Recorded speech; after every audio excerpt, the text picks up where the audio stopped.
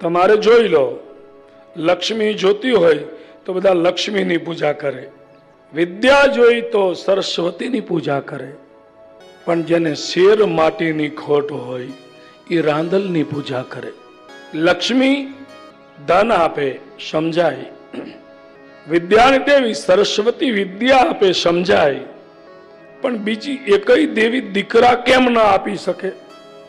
દીકરા માટે તો રાંદલના શરણે જ જવું પડે.